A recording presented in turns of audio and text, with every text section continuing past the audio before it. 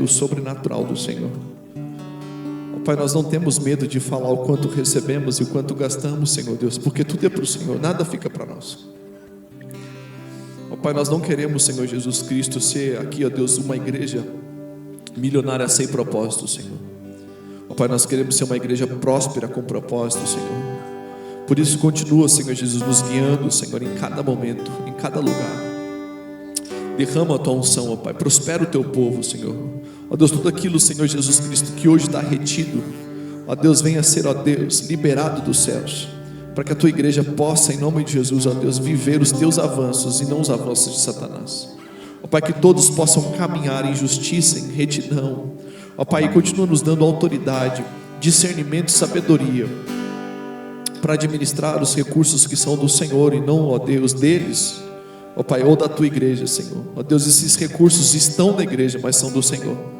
Então nos dê, ó Deus, sabedoria para administrar com temor e tremor, em nome de Jesus. Você pode dizer amém? Amém. Pode dizer, maior ofertar na casa do Senhor, em nome de Jesus. Enquanto Mateus louva, que tu és digno de tudo, só tu és digno de tudo,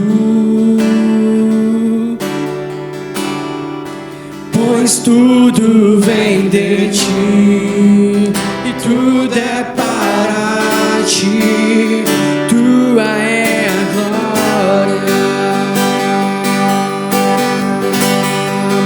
Tu és digno de tudo, tu és digno de tudo,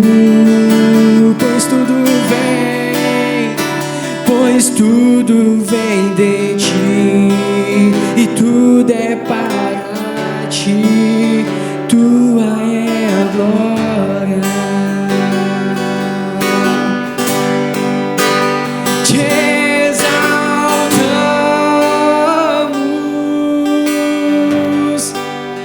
te exaltamos,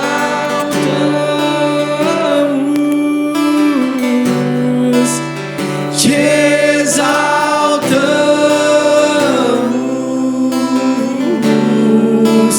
ó Senhor, te exaltamos, te exaltamos, te exaltamos, te exaltamos,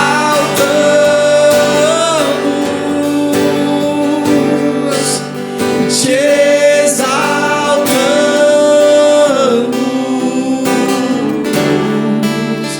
ó Senhor. Senhor, usa a minha vida nessa manhã, Senhor. Ó Pai, eu te peço, Espírito de Deus, guia-nos, ó Pai, pelas veredas da tua justiça, por amor do teu nome. Senhor, que nós possamos ter um encontro com a tua palavra, Senhor. Que teu Santo Espírito venha sobre nós, ó Pai, me ajuda a pregar teu evangelho, porque sem ti eu não consigo, Senhor. Pai, eu faço a oração, ó Pai, que Moisés fez ao Senhor naquele dia em que o Senhor o chamou. Pai, eu posso, ó Deus, estar diante desse altar sem uma palavra, mas não sem a tua presença, Senhor, porque sem ti eu não vou, Senhor. Ó Pai, eu não posso prestar um culto para o Senhor sem o Senhor. Deus, eu não posso falar do teu nome sem o teu Espírito, Senhor, não posso. Não é justo, Senhor, com a tua comunidade, porque elas só vão viver, Senhor Jesus, mediante o meu conhecimento, se assim for. Por isso, ó Pai, que eu esteja imerso na tua palavra e a tua palavra venha transbordar sobre mim. Ó Pai, que a nossa igreja caminhe na dimensão do teu Espírito, ó Pai, sendo guiada pelo teu Espírito. Deus, eu oro para que cada ministro, quando subir aqui nesse altar, Senhor, esteja totalmente debaixo da governança do teu Espírito Santo, da liderança do Senhor. E eu me submeto ao Senhor agora. Usa a minha vida, que essa palavra venha alcançar dimensões dentro do teu povo, em nome de Jesus. Você pode dizer amém? Em nome de Jesus. Abra sua Bíblia, João capítulo número 13. João 13.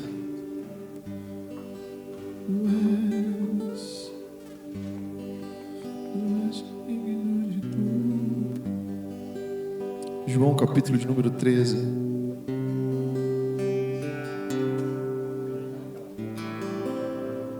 Eu vou lá na NAA. Me sobrou 20 minutos para pregar. Jesus, me ajuda. O que eu faço com esse tanto de tempo?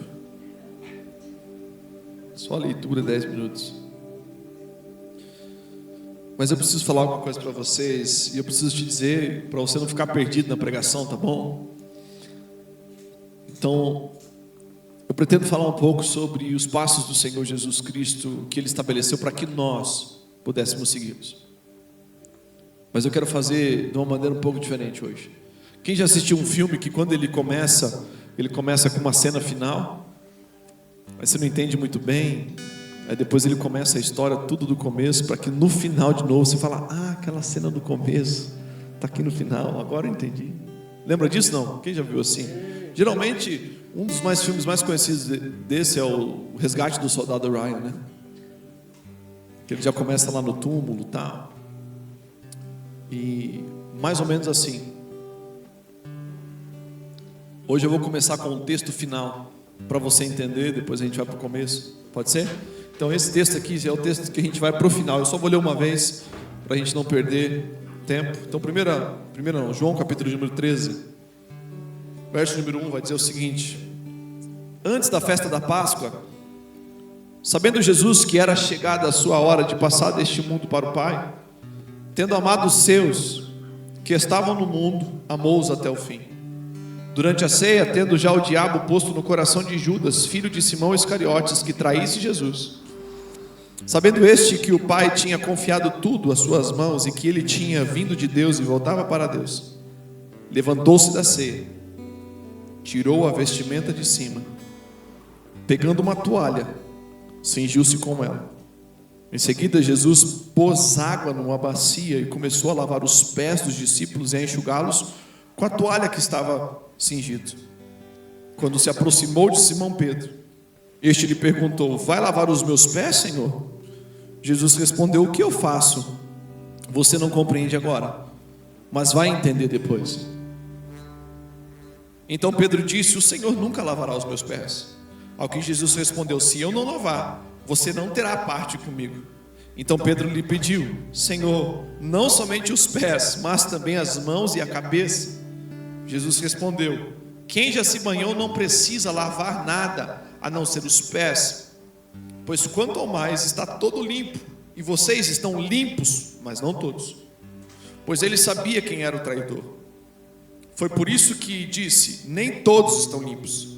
Depois de lhes ter lavado os pés, Jesus pôs de novo as suas vestimentas e, voltando à mesa, perguntou-lhes: vocês compreenderam o que eu fiz? Vocês me chamam de mestre e de Senhor, e fazem bem, porque eu sou. Ora, se eu, sendo Senhor e mestre, lavei os pés de vocês, também vocês devem lavar os pés uns dos outros, porque eu lhes dei o exemplo, para que, como eu fiz, vocês também façam também. Em verdade, eu lhes digo que o servo não é maior do que o seu senhor, nem o enviado é maior do que aquele que o enviou. Se vocês sabem essas coisas, bem-aventurados serão se as praticarem. Não falo a respeito de todos vocês, pois eu conheço aqueles que escolhi. Mas é para que se cumpra a Escritura: aquele que come do meu pão levantou contra mim o seu calcanhar. Desde já lhes digo que, antes que aconteça, para que quando acontecer vocês creiam que eu sou. Em verdade lhes digo: quem recebe aquele que eu enviar, recebe a mim. E quem recebe a mim, recebe aquele que me enviou. Depois de dizer isso, Jesus se angustiou em espírito e afirmou: em verdade lhes digo que um de vocês vai me trair. Então os discípulos olharam uns para os outros, sem saber o que ele se referia. Ao lado de Jesus estava reclinado um dos seus discípulos, aquele a quem ele amava. Simão Pedro fez um sinal a esse para que perguntassem a quem Jesus se referia. Então aquele discípulo, reclinando sobre o peito de Jesus, perguntou: Senhor, quem é? Jesus respondeu: é aquele que eu der um pedaço de pão molhado.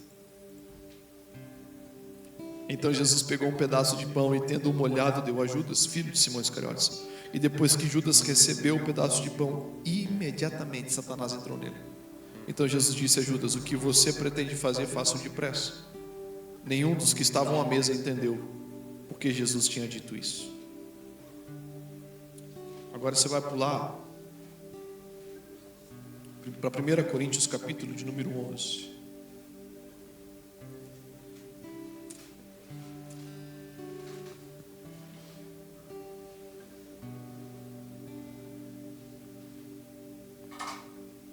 Verso de número 23.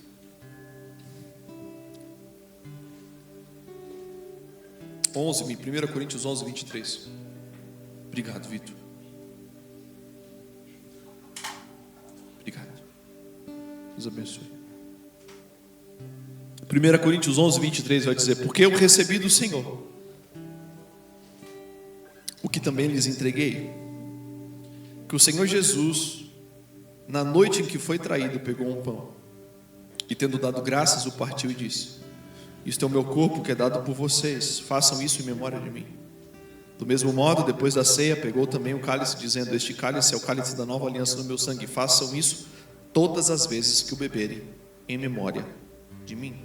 Porque todas as vezes que comerem este pão e beberem o cálice, vocês anunciam a morte do Senhor, até que Ele venha. Você deve estar se perguntando: pastor, o que uma coisa tem a ver com a outra? O que esse texto, como é que esses textos se conectam? Calma que tem mais um ainda. Já deixa aberto aí Filipenses, capítulo de número 2. Filipenses, capítulo de número 2.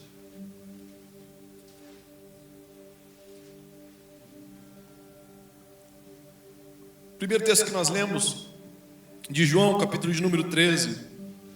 Jesus, ele estava na mesa em que ele iria fazer a Santa Ceia. Sabe aquela que você vê naqueles quadros? A última ceia do Senhor. A ceia em que ele pega o pão, ele parte o pão, ele fala: eu ansiava comer convosco. Na verdade, ansiosamente eu tinha o desejo de comer com vocês essa Páscoa. Naquela que ele estabelece aquilo que nós fazemos de mês em mês e de ano em ano, a Santa Ceia do Senhor, para participar do corpo dele.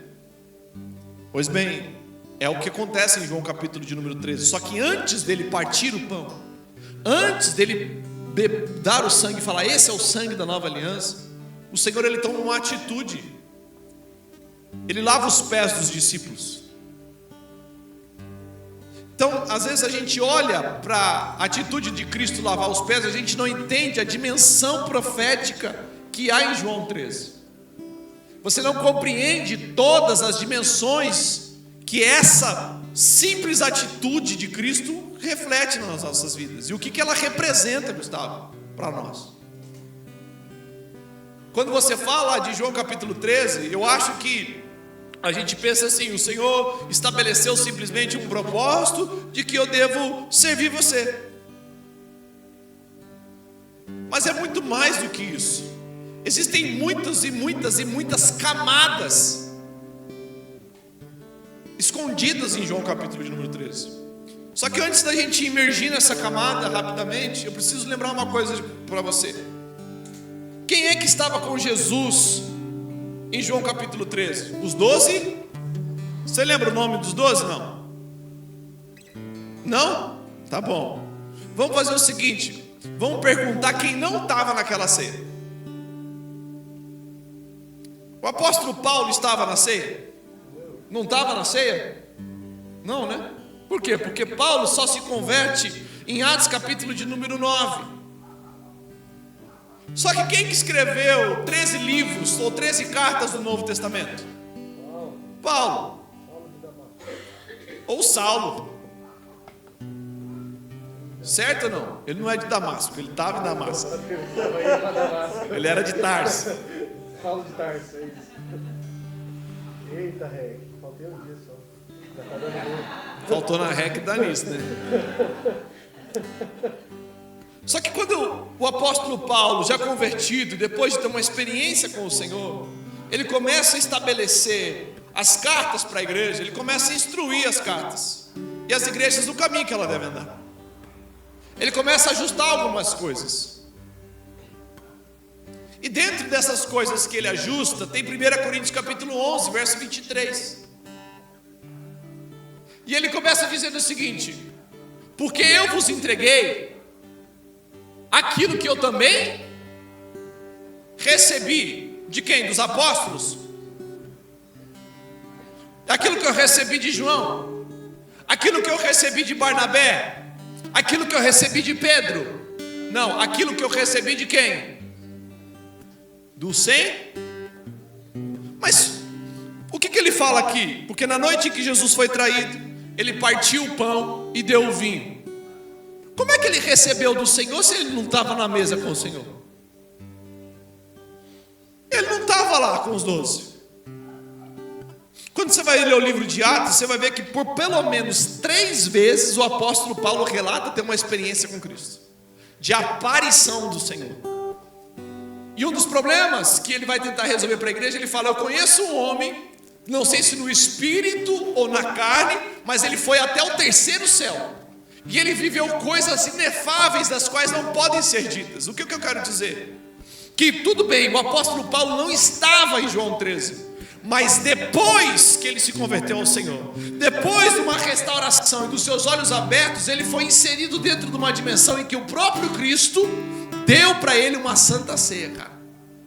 Porque ele não vai falar assim, ó: eu recebi do Senhor sem ter recebido dele. Aqui eu já quero começar a introduzir você numa realidade em que é possível ter experiências com Cristo sem que você tenha recebido um legado anterior, independente de quem seja. Porque às vezes a gente não é imerso dentro de uma nova realidade de relacionamento com o Senhor, porque eu não sou filho de ciclano, porque eu não sou filho de fulano, porque o meu pastor não foi tal pessoa, porque eu não fui discipulado por tal pessoa. Quem discipulou o apóstolo Paulo? Gamaliel. Mas Gamaliel discipulou para o judaísmo, mas Jesus discipulou para a nova vida. Então não importa quem treinou você no passado, independente dos pastores, não importa quem discipulou você em outras religiões, depois que você é imerso na realidade do Espírito, é o Senhor quem vai discipular você. O Senhor vai colocar você em novas dimensões espirituais que o pastor Felipe Flores não pode conduzi-los para essa nova dimensão. Por que eu estou falando nisso? Porque a gente tende a replicar aquilo que a gente recebe. Mas quando você nasceu, cara, você nasceu com os problemas e os propósitos do primeiro Adão. Você já percebeu que eu sempre digo isso? Você não pode entregar aquilo que você não tem. Você só consegue entregar, Lucão, aquilo que você é. Mas eu quero começar a chacoalhar você. É verdade, você não pode entregar o que você não tem, e você só pode entregar aquilo que você tem. Mas você tem que começar a compreender que não é porque você tem que você tem que entregar. Porque tem tanta coisa dentro de nós que não merece ser entregue. Por que não merece? Porque o próximo não merece o pior de nós. O próximo merece o melhor de nós. O reino de Deus não merece as nossas falhas, os nossos pecados. O reino de Deus merece somente aquilo que Cristo nos entregou. O apóstolo Paulo entregava perseguição porque recebeu a instrução na antiga religião. Agora, na nova vida em Cristo, a igreja não merece o discipular de Gamaliel. A nova vida em Cristo, ele só pode entregar aquilo que recebi do Senhor, cara. Então você não vai ter que entregar o que você recebeu. Você vai ter que entregar o que você recebeu do Senhor. A gente está começando a replicar um monte de tipo de coisa. E as coisas que nós estamos replicando estão inflando e preenchendo coisas, mas cheio do primeiro Adão. Nós precisamos encher as coisas depois que nós recebemos a vida de Cristo.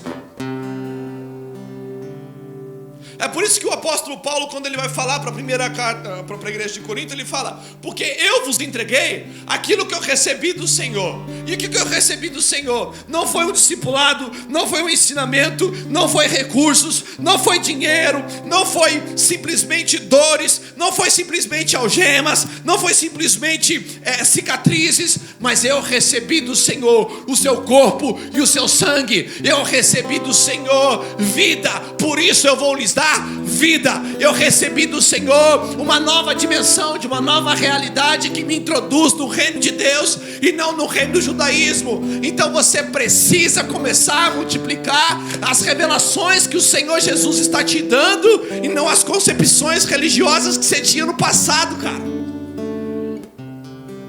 Porque a gente só consegue replicar, parece com muita facilidade, os nossos pensamentos que são terríveis para nós. E a gente acha que a gente está cheio de entendimento, mas o reino de Deus está sendo poluído com os nossos entendimentos e está perdendo de ser preenchido com a revelação dos céus. Você sabe qual que é o primeiro preenchimento que nós estamos enchendo o reino de Deus?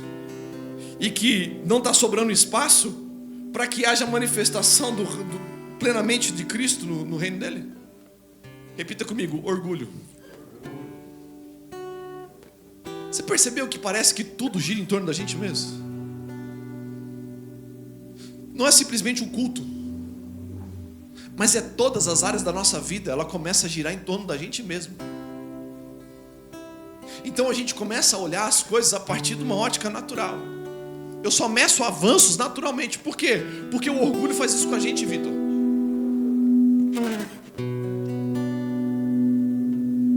Mas quando você está em Filipenses capítulo de número 2 aí ou não? Filipenses 2, verso de número 5. O apóstolo Paulo está escrevendo uma carta para outra igreja. E ele está instruindo agora a igreja que está na cidade de Filipe. E ao instruir a igreja de Filipe, ele começa a manifestar uma doutrina do reino de Cristo. E quando ele começa a manifestar a doutrina do reino de Cristo, se você fizer um paralelo com 1 Coríntios 13, você vai ver que 1 Coríntios 13 vai falar sobre a manifestação da Páscoa, de Jesus partindo o pão. Mas em Filipenses 2, ele fala antes da Páscoa, de Jesus lavando os pés dos discípulos. Aqui esse texto tem conexão direta com Jesus lavar os pés dos discípulos. Olha o que vai dizer Filipenses capítulo de número 2. Tenham entre vocês o mesmo modo de pensar de Cristo Jesus. Então olha aqui para mim, vou parte por parte.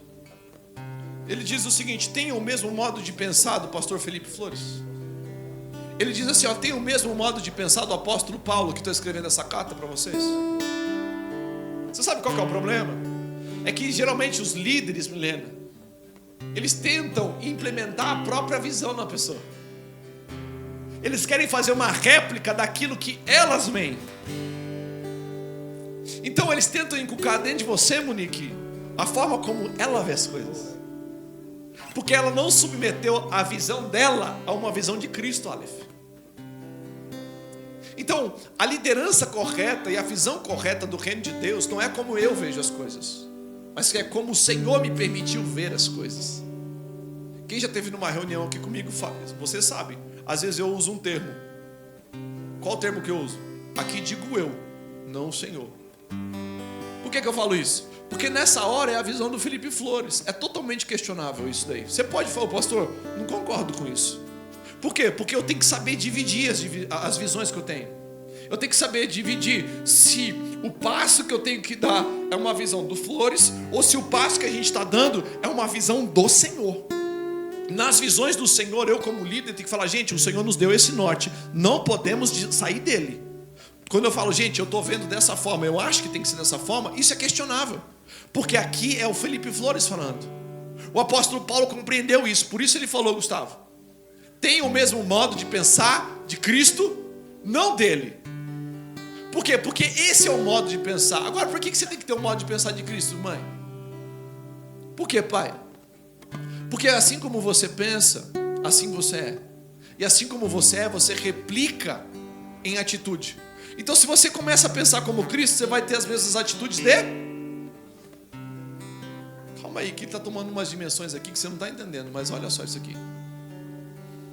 Tenham entre vocês o mesmo modo de pensar de Cristo Jesus, que mesmo existindo na forma de Deus, então ele estava existindo na forma divina, não considerou o ser igual a Deus algo que deveria ser retido a qualquer custo. Pelo contrário, ele se esvaziou, assumindo a forma de servo, tornando-se semelhante aos seres humanos, e reconhecido em figura humana, ele se humilhou, tornando-se obediente até a morte e morte de cruz. Por isso também Deus o exaltou sobremaneira, que lhe deu o nome que está acima de todo nome, para que ao nome de Jesus se dobre todo o joelho, nos céus, na terra e debaixo da terra, e toda língua confesse que Jesus Cristo é o Senhor, para a glória de Deus Pai. Pastor, isso não tem nada a ver com João 13. Tem tudo a ver. Por que tem tudo a ver? Tende em vós o mesmo pensamento que houve em Cristo Jesus, que mesmo existindo na forma de Deus, não considerou ser igual a Deus algo que deveria ser retido a qualquer custo. Onde que Jesus estava aqui, segundo Filipenses 2? Não, ô Vitão, tem aqui, obrigado. Pode deixar aí. Ele estava no céu, não estava? Ele não estava no trono de governo? Ele não estava no momento mais alto, ou na posição mais alta? Mas quando ele viu uma missão, quando ele viu uma necessidade dos seus filhos, ele não considerou reter a posição dele. Ele não considerou reter a glória dele. Ele não considerou ficar armazenado naquela posição. Antes a si mesmo se esvazie. Vamos lembrar de novo? Tende em vós o mesmo pensamento que houve. O que ele está apontando aqui para nós? Que no reino de Deus você vai ter que começar a abrir mão daquilo que você está querendo reter. Você sabe qual que é o padrão do reino de Deus? Humildade. Você sabe como é que é o amor de Cristo? Humilde. Deus não tem um amor orgulhoso. Deus não tem um amor soberbo. Deus não tem amor que vai ficar retido a qualquer custo. Pastor, por que isso tem a ver com João 13? Eu vou te explicar. Porque João 13 é um símbolo profético da redenção. Você sabe o que é redenção, não? É um ato de compra. Então a redenção é quando Cristo nos compra da mão de Satanás e nos leva para debaixo daquele governo dele. Por que é um símbolo da redenção? Porque a compra da redenção de Cristo precisava de um sangue, filho. O sangue de Cristo. E por que João 13, que é Jesus limpando os pés dos discípulos,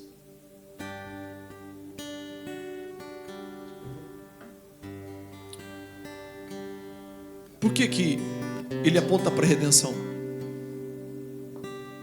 Pode prestar atenção aqui, acaba lá buscar. Porque Jesus estava no céu. Enquanto Jesus estava no céu, na mesa, significa que ele estava na mesa lá. Você percebeu que todo mundo quer participar na mesa da honra? Você percebeu que todo mundo quer estar na mesa do discipulado, comendo das coisas? Todo mundo almeja isso. Mas eu fico vendo os discípulos que deveriam ser servos, vendo Cristo milena se levantar. E ele tira a roupa de cima, diz a palavra, e ele ficou somente vestido com a roupa de... E ele pegou a toalha e cingiu-se com a toalha. Você sabe por que Pedro fica chocado, não? Porque quando você entrava numa casa de um hebreu, era comum na época que um criado da casa te recebesse e lavasse os teus pés. Então ele era um serviçal, ele era um escravo, cara. Só que o escravo, para ser diferido da casa, para você identificar ele em casa, ele era como se fosse um mordomo hoje. Quando você entra na casa de um homem rico, ele não tem um mordomo, você já sabe, esse cara é mordomo. Você olha para ele, então, a vestimenta daqueles homens eram humildes. Era somente a roupa de baixo. E ele, quando ia lavar os pés, ele colocava a toalha nos ombros, porque ele pegava, enxugava os pés, colocava de volta. Você lembra de um rei, como é que funciona os trajes de um rei, não? Quando um rei se levanta, os servos não vêm atrás dele, coloca aquela capa de rei, fecha a capa do rei. Quando o Senhor Jesus se levanta da mesa, Ele tira a capa de rei e Ele põe a toalha do servo. É um sinal de Filipenses 2. Ele abrindo mão da glória e assumindo o corpo humano. O nosso Deus, enquanto Deus foi a um lugar que nenhum outro Deus foi capaz de ir. Me fala sobre os outros deuses. Que outro Deus se tornou homem por amor ao homem. Mas o nosso Deus, enquanto homem, foi ao lugar que nenhum homem foi capaz de ir. Porque você vê homens matando homens por recursos. O nosso Deus virou homem e enquanto homem foi para a cruz por amor àquele que estava traindo ele. Eu preciso te lembrar que Jesus lavou os pés de Judas. Ele serviu quem o traiu. Ele entregou o corpo dele no cão para quem traiu ele. Tende em vós o mesmo pensamento que houve em Cristo Jesus.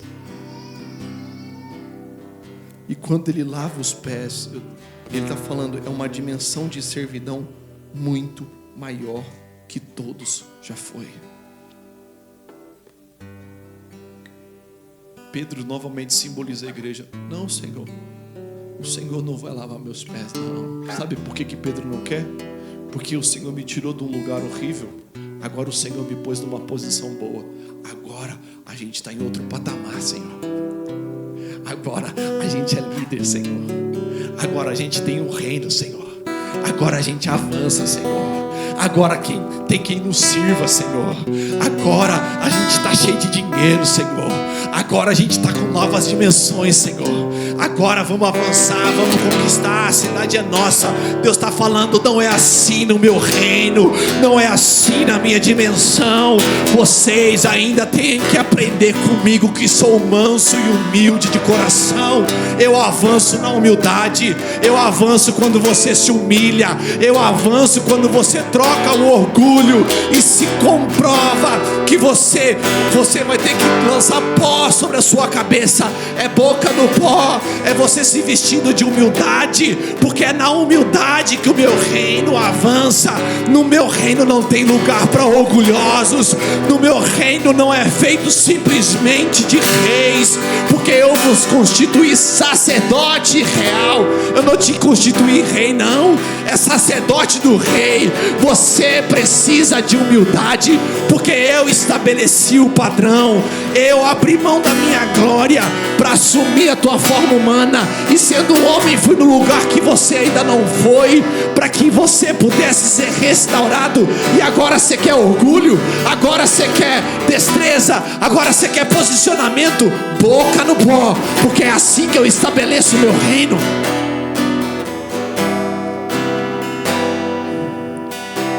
Eu fico preocupado porque o Senhor nos entrega pequenas dimensões daquilo que Ele está fazendo e a gente já se perde, cara. O Senhor entrega um pouquinho de autoridade para alguém e já desvia do propósito. O Senhor entrega uma estrutura para você e você já se ensoberbece. Você deixa de servir o próximo e já passa a querer ser servido. Você deixou de ser discípulo para se tornar rei de um governo que Ele é o rei. Não tem como você sentar no trono da majestade. Assume a forma de servo. Vamos todos tirar as nossas roupas de cima e assumir as toalhas de servo e começar a aprender dele, que é humilde e manso de coração. A gente precisa começar a compreender uma nova dimensão. Sabe qual que é o problema das nossas vidas? Que facilmente o nosso orgulho toma o lugar de Cristo dentro de nós. Porque a gente acha que a autoridade é orgulho, cara. Olha como ele administra bem. Olha como ele lidera com facilidade. olha como ele consegue avançar com facilidade, olha como ele conseguiu estruturar todas as coisas, cara. Ele começou do zero, Monique.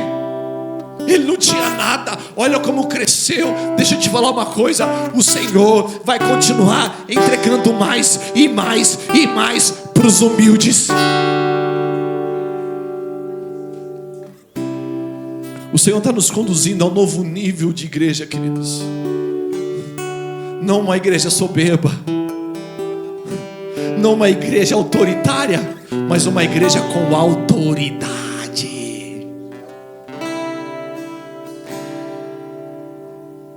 Posso pedir uma coisa para você? Que o Senhor está me ajustando aqui. Não tenha ansiedade para ir para um barracão, não.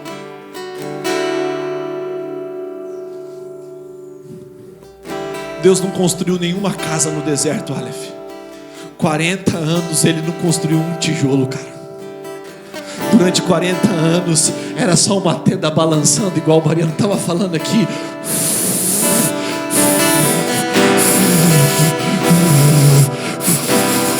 E não saía a tenda dali, e a presença estava no tabernáculo. Era só uma loninha, era a capa da humildade, mas a presença do Eterno na tenda, cara.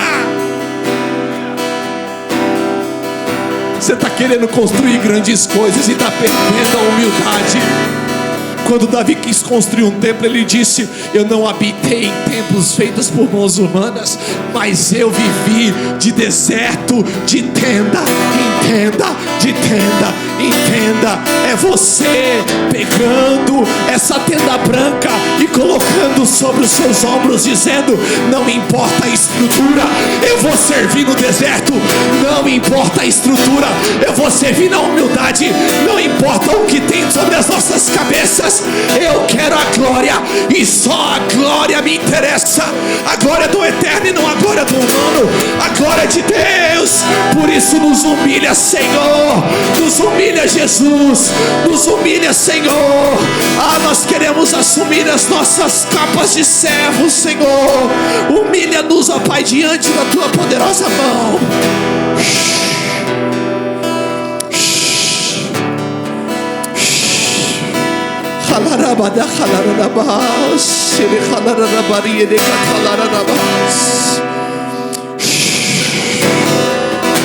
Senhor, o Senhor nos enviou, Senhor Jesus.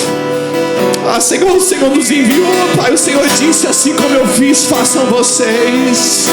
Assim como o Senhor, façam vocês. Assim como eu fiz, façam vocês. Assim como eu fiz, façam vocês.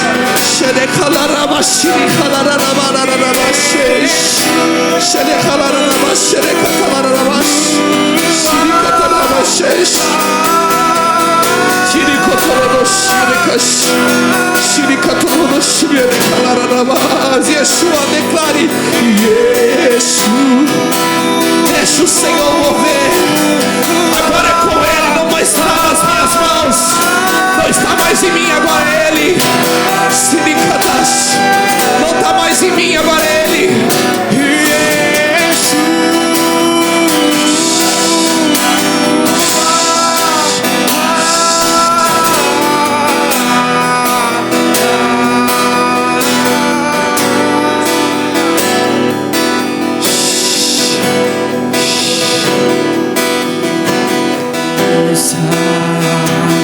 Que eu diminua, que Ele apareça, que eu me constranja com a sua glória, com todo o seu amor, infinita humildade, servo de todos os irmãos. Que Ele cresça, que Ele cresça, eu diminua, que Ele apareça, que eu me constranja com a sua glória.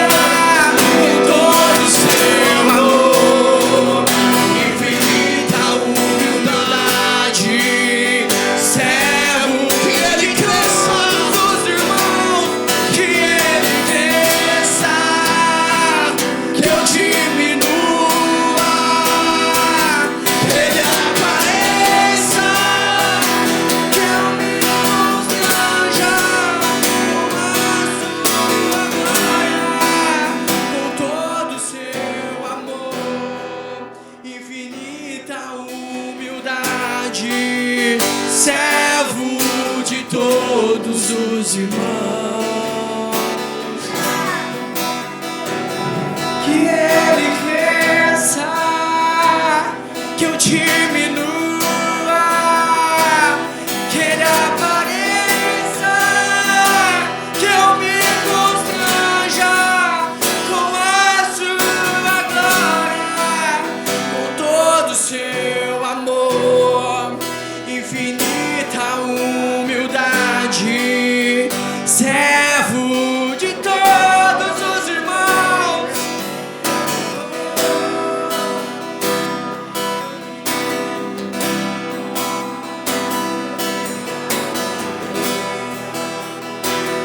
Eu me constranja com a tua glória, com todo o seu amor, infinita humildade, servo de todos os irmãos. No dia seguinte, os chefes das famílias de todo o povo, os sacerdotes e os levitas se reuniram com Esdras, o sacerdote, para estudarem as palavras da lei. Acharam escrito na lei que o Senhor havia ordenado por meio de Moisés que os filhos de Israel deveriam morar em cabanas, deveriam morar em tendas durante a festa do 7º dia.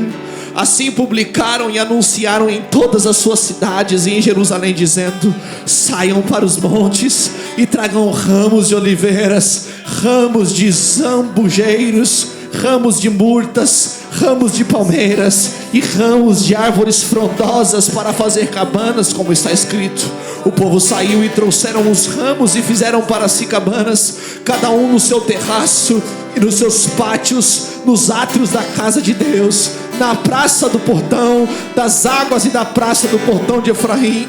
Toda a congregação dos que tinham voltado do cativeiro fez cabanas e morou nelas, porque os filhos de Israel nunca haviam feito isso desde os dias de Josué, filho de Nun, até aquele dia, e todos estavam muito alegres. O livro da lei foi lido diariamente, desde o primeiro até o último dia da festa, e celebraram a festa durante 7 dias. No 8º dia houve uma reunião solene, conforme estava ordenado na lei. Eis o tempo das tendas, eis o tempo das festas das cabanas, eis o tempo, Senhor Jesus, do Senhor mudar para as nossas cabanas e não nós mudarmos para grandes templos. Vem sobre as nossas casas e que venhamos andar de tenda em tenda, de cabana em cabana, armando e desarmando, mas olhando para onde o Senhor está nos direcionando, Senhor, em humildade. Oh Senhor, chorei catalarabai.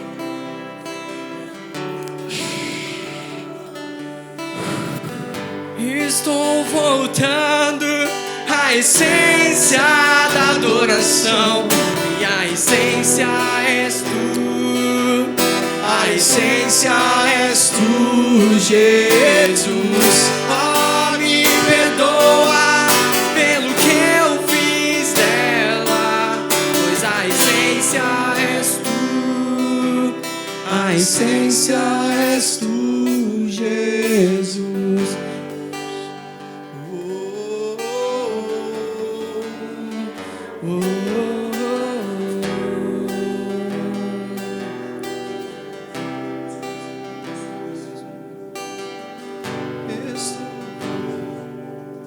A essência da adoração, pois a essência és tu, a essência és tu, Jesus. Oh, me perdoa pelo que eu fiz dela, pois a essência és tu, a essência és tu, Jesus.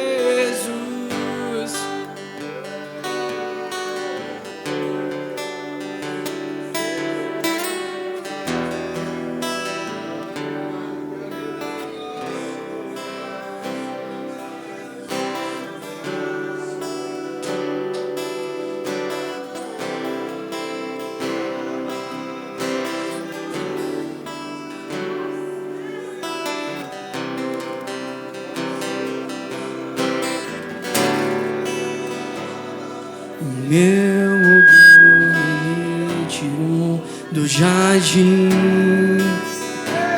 sua humildade colocou o jardim em mim. Não perca esse ambiente, querido. E se eu vendesse Adore ao tudo Senhor. que tenho, em troca do amor eu falharia.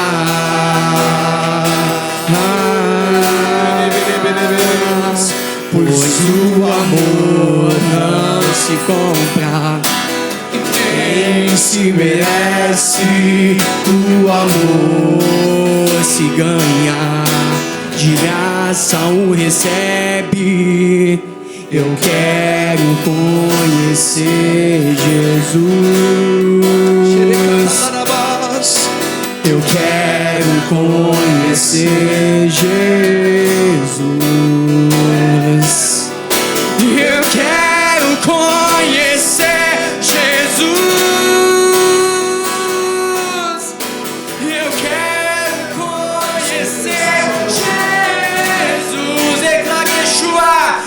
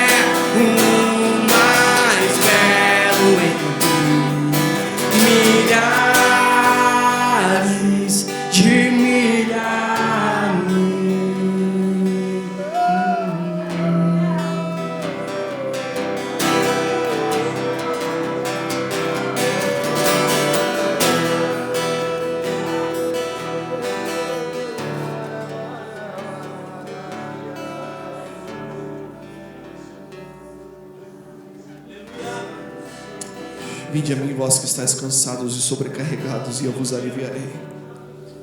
Aprendei de mim, que sou manso e humilde de coração.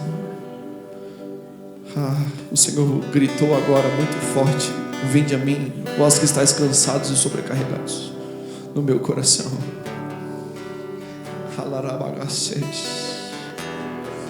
Havia pessoas tão cansadas e sobrecarregadas, cansadas de tudo aquilo que estavam vivendo.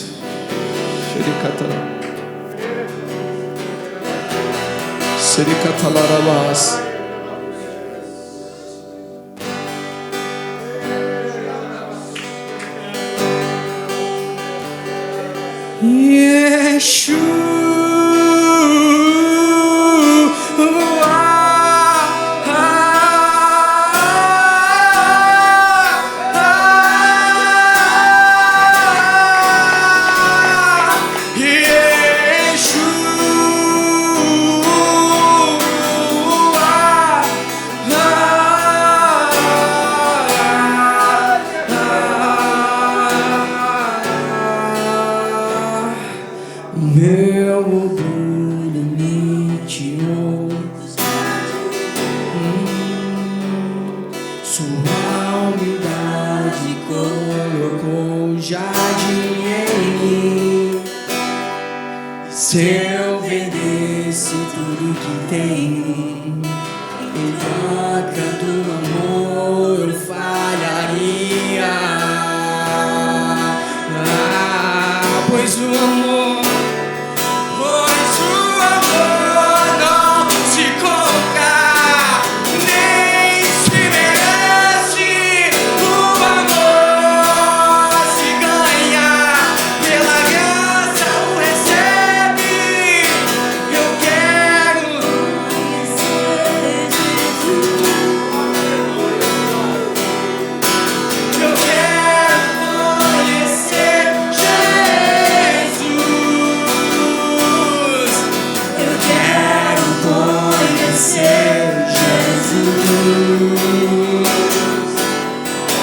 e eu quero conhecer Jesus, e o meu amado é o mais belo entre milhares de milhares. O meu amado é o mais belo entre milhares de milhares. O meu amado é o mais belo entre milhares de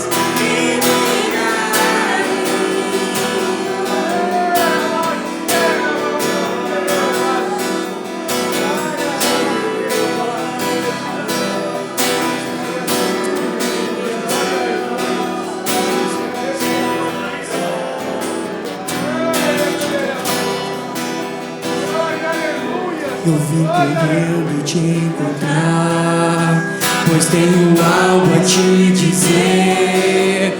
Você precisa saber o que diz meu coração.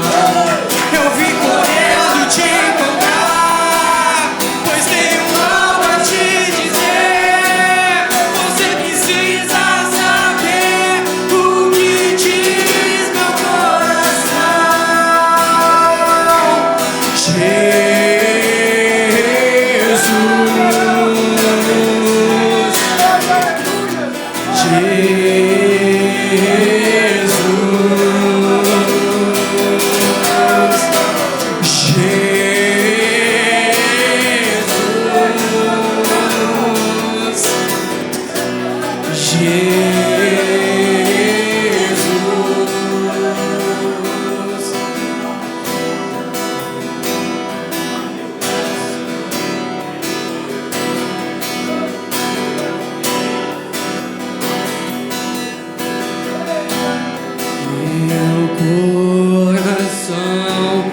Eu entreguei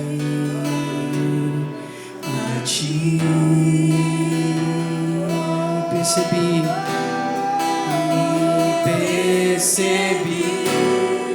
és tudo que procurei, por isso estou aqui. Meu coração declara isso.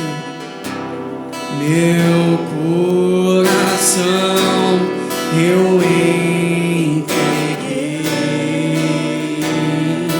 a ti,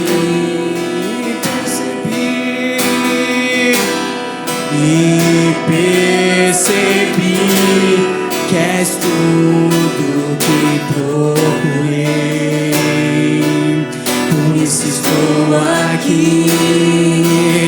Eu vim correndo te encontrar, pois tenho algo a te dizer. Você precisa saber o que diz meu coração. Eu vim correndo te encontrar, pois tenho algo a te dizer.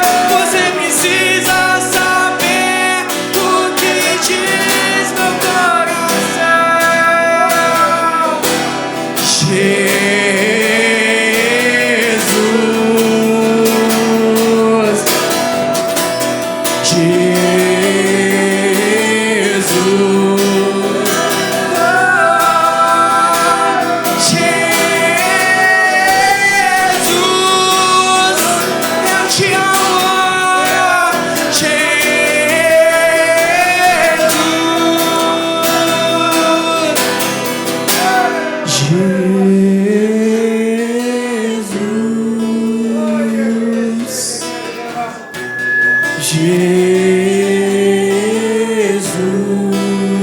Jesus, quero ser a canção que te faça sorrir, que te faça cantar, olhando pra mim e dizendo assim: filho meu, eu te amo. Quero ser a canção que te faça sorrir. Uma canção que te faça cantar, olhando pra mim e dizendo assim: filho meu, eu te amo. Jesus,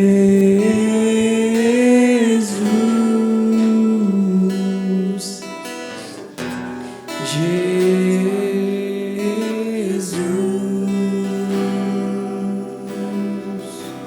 Jesus, nós te amamos. Jesus,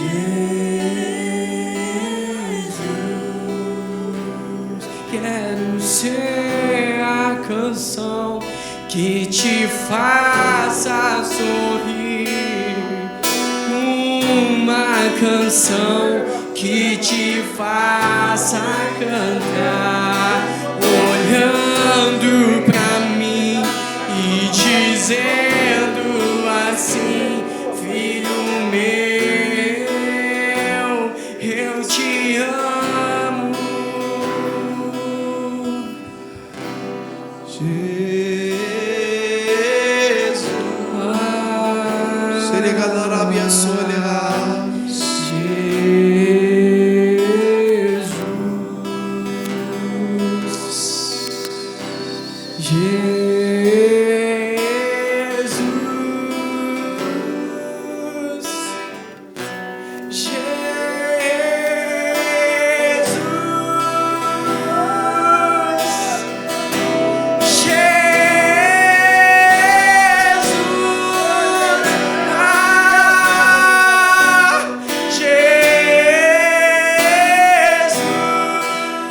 Aleluia.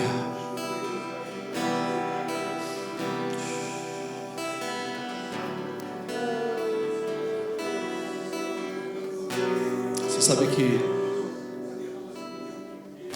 a primeira primícia para você viver debaixo da tenda é ter fé. Ter fé de que não vai chover. Ter fé de que a tenda vai armazenar o que precisa armazenar. Queridos, a gente não pode ter medo daquilo que o Senhor está nos conduzindo. Não mede não os esforços, não.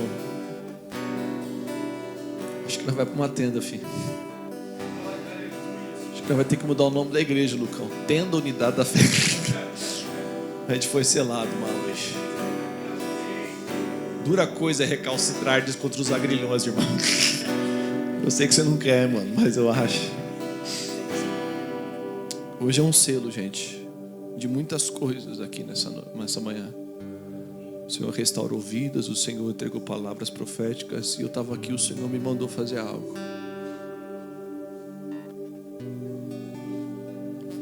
Deus falou com a Camila essa semana sobre uma chave mudando na área do louvor, sobre a vida dela. Ela despertou para o ministério pastoral e também para o ministério de louvor. Enquanto eu estava ali, o Senhor falou assim: hoje eu estou escolhendo para selar a vida de todos vocês, da vida dela. E o Senhor falou: hoje quem vai dar a bênção final é a Camila, porque eu estou selando o ministério dela. Há uma unção sendo depositada sobre todos nós nessa manhã. Por isso, estenda suas mãos em nome de Jesus.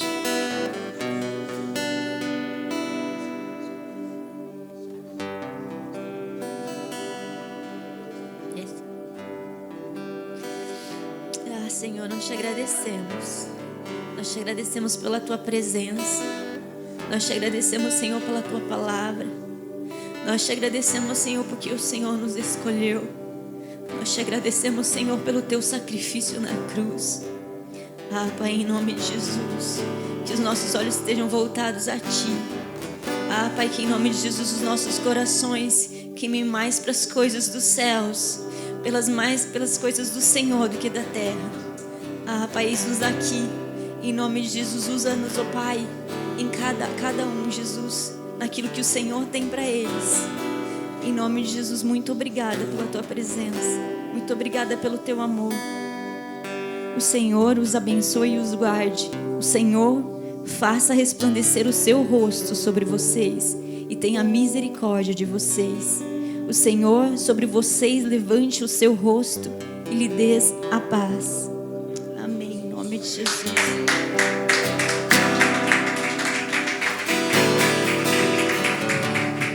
Não saia daqui sem abraçar pelo menos 400 irmãos.